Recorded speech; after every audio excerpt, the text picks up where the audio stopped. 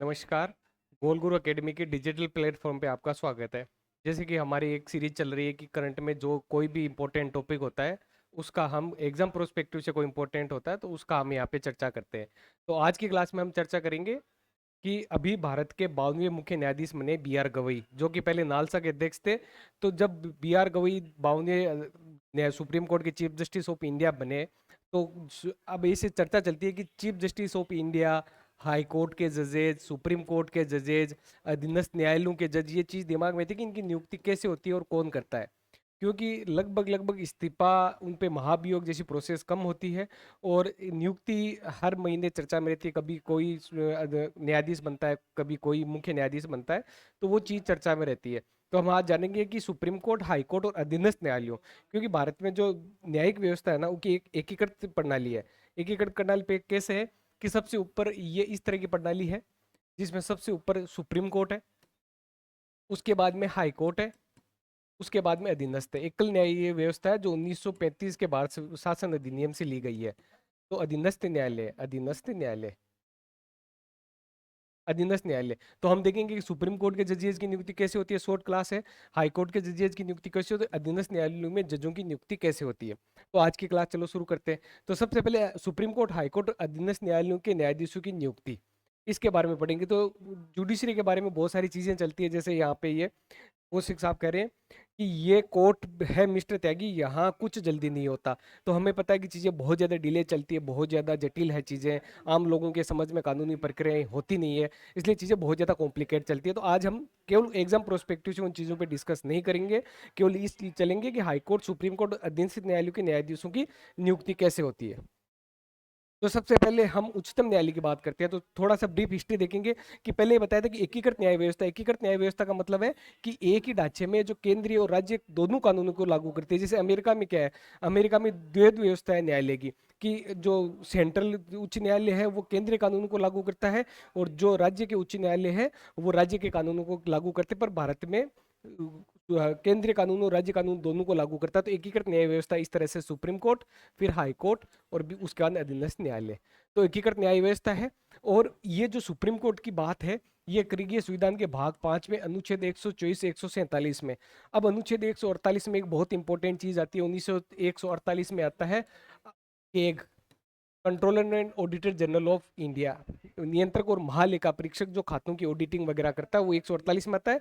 और 124 से 147 तक जो आर्टिकल है वो है भाग 5 में सुप्रीम कोर्ट के बारे में। और अब जैसे आर्टिकल बहुत ज्यादा होते हैं, राजस्थान के एग्जामों में मेनली आर्टिकल पूछते हैं, तो हम एक साथ नहीं करेंगे, क्लास के साथ साथ आर्टिकल्स होते जाएंगे।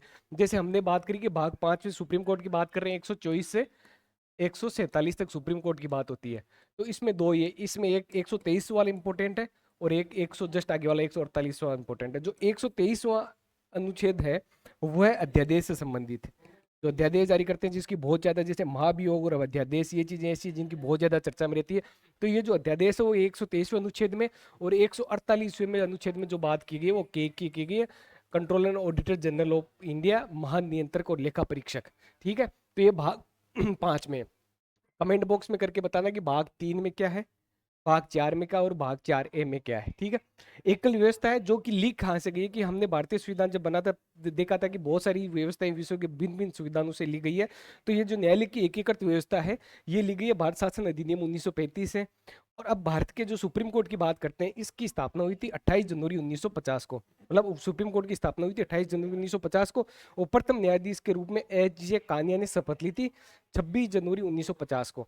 अब ये कि सुप्रीम कोर्ट की स्थापना 28 जनवरी को हुई, 26 जनवरी को इसने शपथ ली, तो किस तरह से कैसे चीजें चली। तो एक चीज बताए कि हमारी संविधान सभा बनी थी, कैबिनेट कमेटी की सिफारिश पे संविधान सभा बनी थी।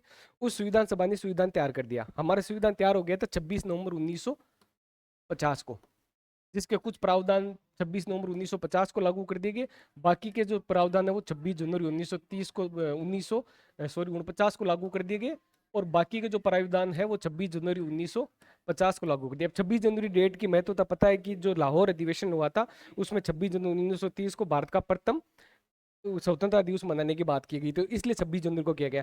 तो इस संविधान समिति के द्वारा कुछ काम, संविधान बनाने के अलावा भी कुछ काम किए गए थे, वो काम किए गए थे।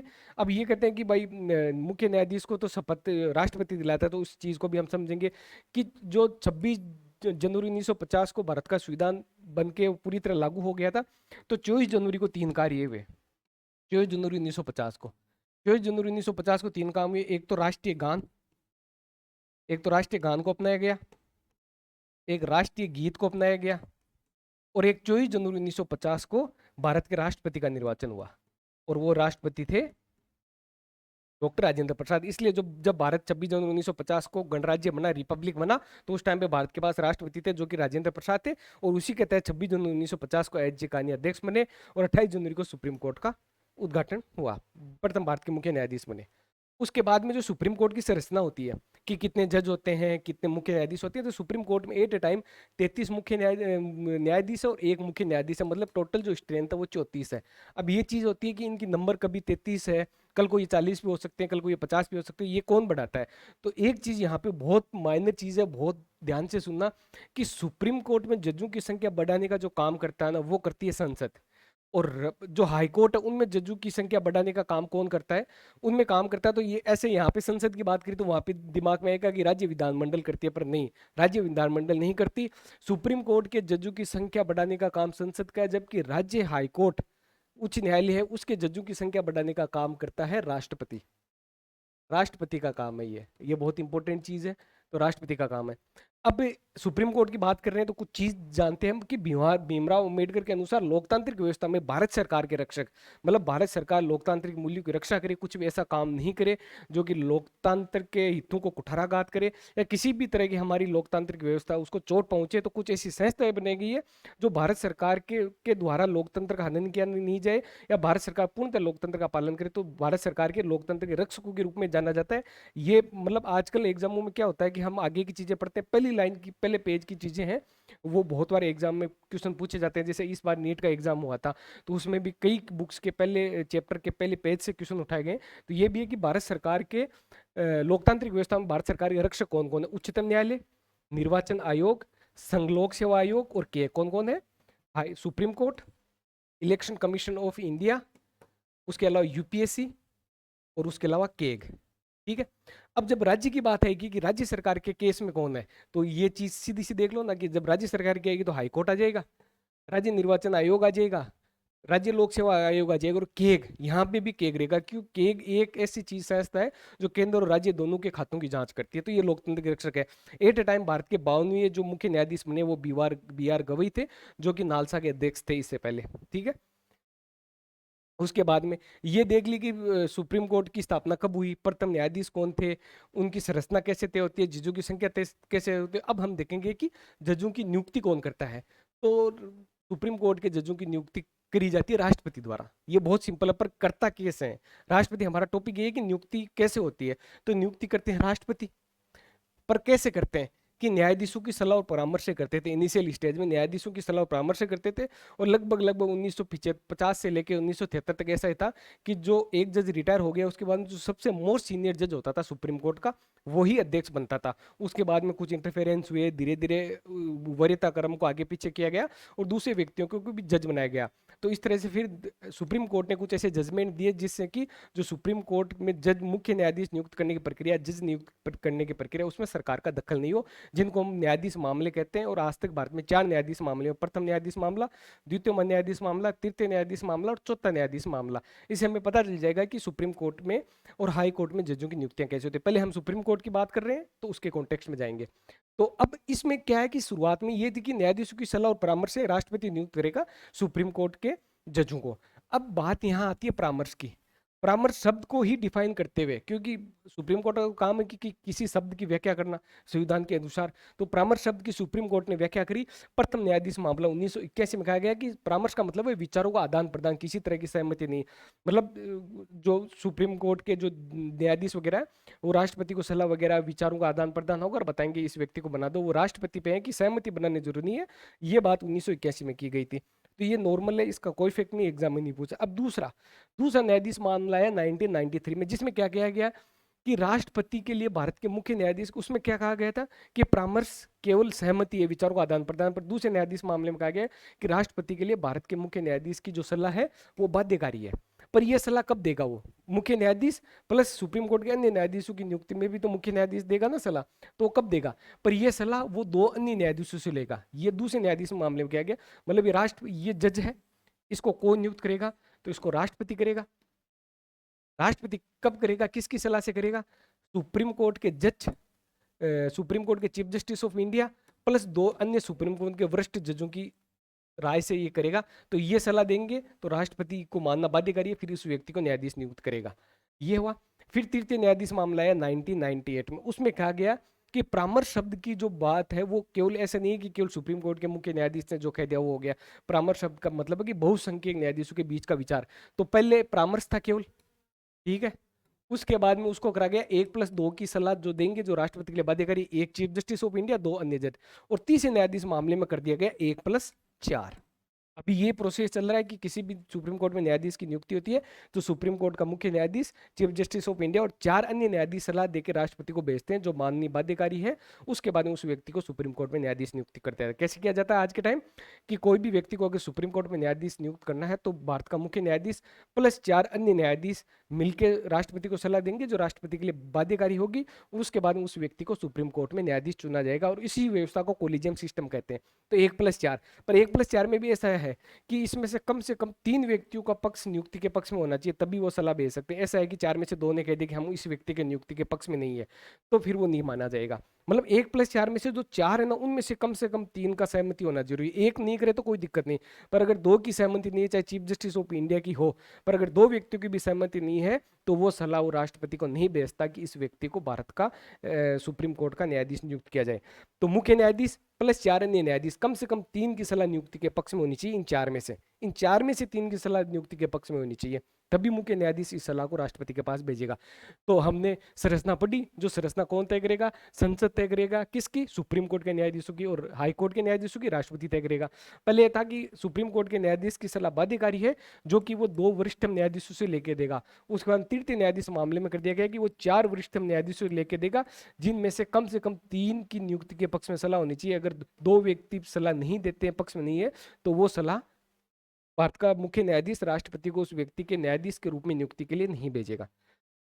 उसके बाद में चतुर्थ न्यायाधीश मामला आया, तो वही है कि गवर्नमेंट और जुडिशरी में कॉन्फ्लिक्ट चलता रहता है। तो चतुर्थ न्यायाधीश मामला ये था कि अभी तक कोलिजियम सिस्टम चल रहा था जिसमें एग्जीक्यूटिव या सरकार का कहीं पे भी रोल नहीं था, परंतु इस मामले में क्या हुआ कि 99वां संविधान संशोधन आया जिसमें यह कहा गया कि विधि मंत्री वगैरह सरकार के सदस्य भी होंगे जो कि सुप्रीम कोर्ट के जजों को नियुक्त करेगा। जो 1+4 की प्रोसेस थी ना, उसमें कुछ सरकार के लोग भी शामिल होंगे। तो इस चीज को सुप्रीम कोर्ट ने अवैधानिक करार दिया और इस तरह से इसको निरस्त कर दिया गया और कोलिजियम प्रणाली बरकरार रही थी।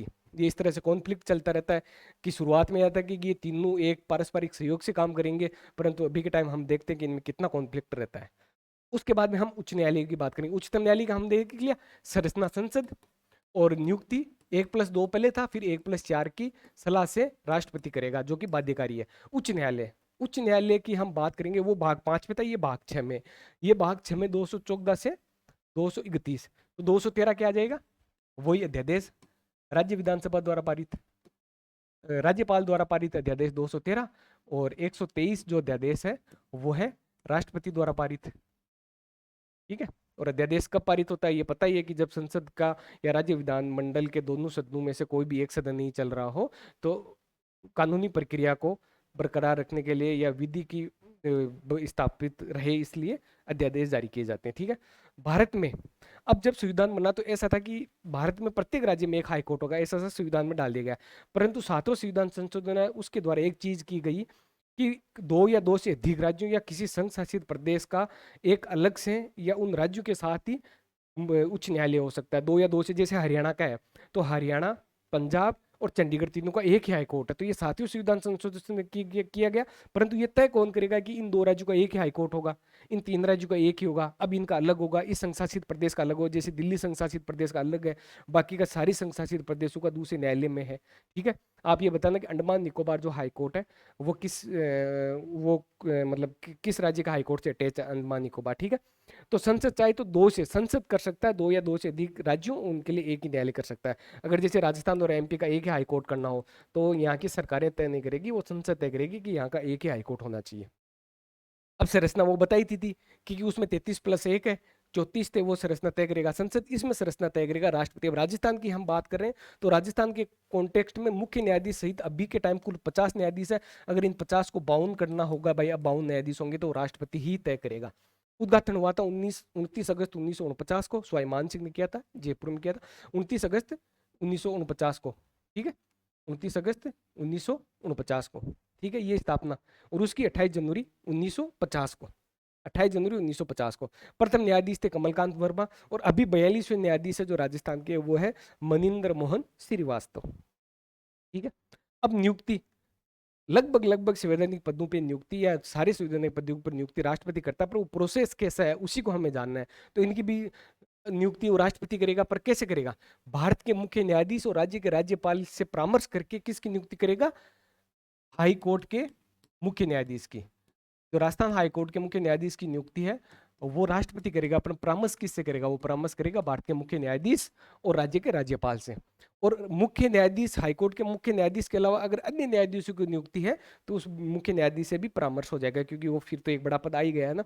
और हाईकोर्ट के जो न्यायाधीशों की नियुक्ति उसमें केवल एक जजमेंट केस में बात की गई है, वो करा गया तृतीय न्यायाधीश मामला 1998 में, जिसमें सुप्रीम कोर्ट के केस में कहा गया था कि किसी भी जज की नियुक्ति 1+4, एक सुप्रीम कोर्ट का चीफ जस्टिस 4 वरिष्ठतम सदस्यों से सलाह करके वो सलाह राष्ट्रपति को भेजेगा, जो राष्ट्रपति के लिए बाध्यकारी होगी। उसी केस में कहा गया था कि जब हाईकोर्ट के जजेस की नियुक्ति होगी तो भारत का मुख्य न्यायाधीश जो सलाह भेजेगा राष्ट्रपति को, राज्य के राज्यपाल से भी परामर्श करेगा, मुख्य न्यायाधीश से परामर्श करेगा, पर सलाह भेजेगा भारत का मुख्य न्यायाधीश। वो जो सलाह भेजेगा ना, वो 1+2 न्यायाधीशों से मशवरा करके उच्च न्यायालय के न्यायाधीशों की नियुक्ति में भारत के मुख्य न्यायाधीश द्वारा सलाह 2 अन्य न्यायाधीशों से करके दी जाएगी, जबकि सुप्रीम कोर्ट के केस में 1+4, यहाँ पे 1+2। अब अधीनस्थ न्यायालय की बात कर लेते हैं, क्यों एकीकृत व्यवस्था, जिसमें हमने एकीकृत व्यवस्था थी जिसमें हमने हाई कोर्ट, सुप्रीम कोर्ट देख लिया, हाई कोर्ट देख लिया और सब ऑर्डिनेट कोर्ट्स की बात कर ली। तो भाग 6 है, अनुच्छेद 233 से 237 में अनुच्छेद है। अब इसमें दो तरह के होते हैं, एक तो जिला न्यायाधीश और एक अन्य न्यायाधीश। जिला न्यायाधीश की बात करिए 233 में, जिला न्यायाधीशों की नियुक्ति अब यहाँ पे किसके द्वारा? हाईकोर्ट और सुप्रीम कोर्ट में तो राज्य राष्ट्रपति करता है, परंतु जिला न्यायाधीशों की नियुक्ति है वो राज्यपाल द्वारा की जाती है, और उच्च न्यायालय के परामर्श से। किसके परामर्श से? उच्च न्यायालय के परामर्श से, राज्यपाल द्वारा। ये चीज इंपॉर्टेंट कर लेना, उच्च न्यायालय। उसके अलावा जिला न्यायाधीशों के अलावा अन्य न्यायाधीश भी होते हैं जिनकी जिक्र धारा अनुच्छेद 234 में। वो कौन से होते हैं? जैसे आरपीसी एग्जाम करवाती है और उसमें आरजेएस जो बनते हैं ना, उनकी नियुक्ति इसके तहत होती है 234 के तहत। तो उसमें कौन कौन होगा? राज्यपाल द्वारा ही की जाएगी नियुक्ति, परंतु उच्च न्यायालय और राज्य लोक सेवा आयोग से परामर्श के बाद में जो आरजेएस वगैरह बनते हैं वो 234 के तहत बनते हैं। और 233 जो जिला न्यायाधीश होते हैं, जिनको जिले में काम कार्य करने का वकील वगैरह होते हैं, कई सालों का अनुभव होता है, उनको बनाते हैं। और जो आरजेएस वगैरह बनते हैं 234 के तहत बनते हैं, उसमें राज्यपाल ही नियुक्त करेगा उनको। नियुक्ति के जो आदेश है वो राज्यपाल द्वारा जारी किए जाते हैं। वैसे नॉर्मल डीओपीटी करता है, परंतु आरजेएस की जो नियुक्ति है उसके आदेश राज्यपाल द्वारा किए जाते हैं, परंतु उच्च न्यायालय और राज्य लोक सेवा आयोग से परामर्श करने के बाद में। ये बहुत सिंपल सी चीज बताइए कि सुप्रीम कोर्ट, हाई कोर्ट और अधीनस्थ न्यायालय, सब ऑर्डिनेट कोर्ट के जजों की नियुक्ति कैसे होता है। अब जस्टिस के बारे में दो थ्योरी चलती है जो हम बातों में करते हैं कि न्यायपालिका के बारे में। एक होती है जस्टिस डिलेड इज डिनाइड। मतलब अगर जस्टिस आप दे रहे हो पर वो लेट दे रहे हो, तो एक तरह से वही हो गया कि आपने न्याय दिया ही नहीं। और एक होता है कि जस्टिस डिलेड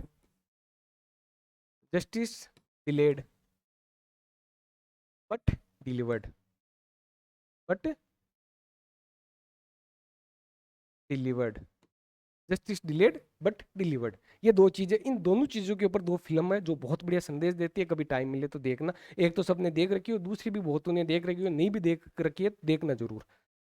एक है दामिनी, तारीख पे तारीख, तारीख पे तारीख निकलती रही, मिलोट इंसाफ नहीं मिला। तो ये एक तरह से हम ऐसा कह सकते हैं कि जस्टिस डिलेड, इसका एग्जाम्पल है ये। Justice delayed is justice denied. और दूसरी है जय भीम, एक साउथ की मूवी आई थी, बहुत अच्छी मूवी है, कभी मिले तो देखना। नहीं देख रखी होगी तो सबको पसंद आएगी, और नहीं देख रखी तो जरूर देखना। ये बहुत ही शानदार है कि जुडिशरी अपना काम बहुत बेहतर तरीके से कर सकती है, और बेहतर तरीके से करती है तो लोगों को जस्टिस मिलता है। इसमें कुछ चीजें लेट जरूर हुई पर जस्टिस हुआ। तो जस्टिस डिलेड वाली थीम पे आधारित है, ये बहुत अच्छी मूवी है, जस्टिस डिलेड बट डिलीवर्ड। तो उम्मीद करता हूं कि आज की क्लास में आपको सुप्रीम कोर्ट, हाई कोर्ट और अधीनस्थ न्यायालय कि जजों की नियुक्ति के बारे में जो बेसिक अंडरस्टैंडिंग होती है वो मिल गई, और वो चीज़ें आपके कॉन्सेप्ट क्लियर हो गए। तो और इसी के साथ और भी कुछ अच्छी ऐसी चीज़ होगी जो एग्ज़ाम से ओरिएंटेड होगी, तो वो आपके साथ शेयर करेंगे। और उम्मीद करते हैं कि गोलगुरु एकेडमी के डिजिटल प्लेटफॉर्म से जुड़ के आपको बहुत अच्छा लगा। धन्यवाद।